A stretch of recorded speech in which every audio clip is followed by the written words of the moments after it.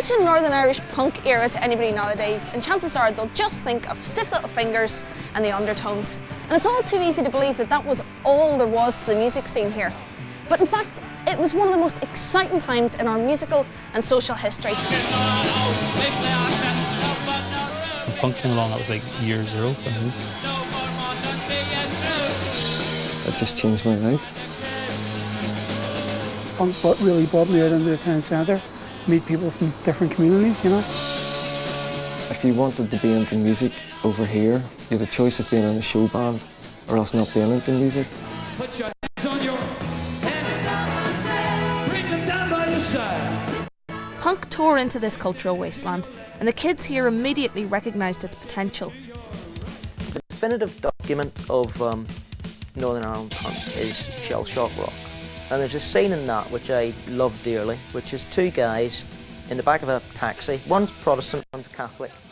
And one of the guys says, what him and me are doing's not anything special. Everybody's going to have to do this eventually. We just have to get on with one another. But it'll all change eventually, where people will kick in the whole way they live and just start from scratch again. It didn't matter if you were black, white, green, you know, from Mars, as long as you were there and you were into it and you had the right gear and, you know, the right attitude.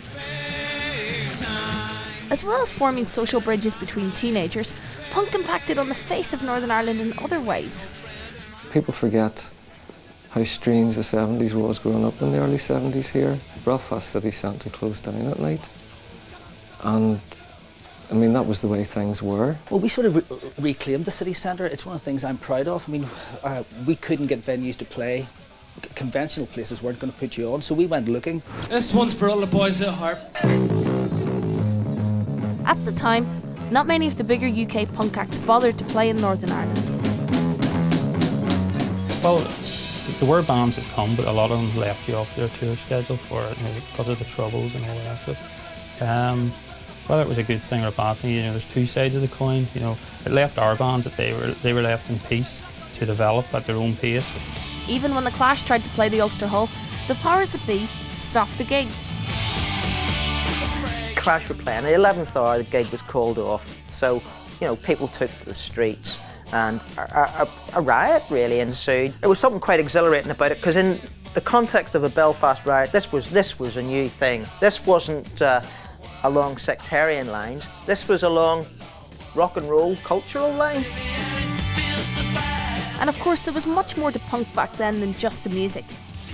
I think also there's a movement at that time. You had John Davis making movies, you had Terry Hooley in the record shop and the record label, you had radio, you had a little bit of TV programmes, you had the art college, the anarchist centre, so you had a whole movement around punk. It was nearly built for Northern Ireland in a way, you know, because of the backdrop here, political backdrop and other things, you know.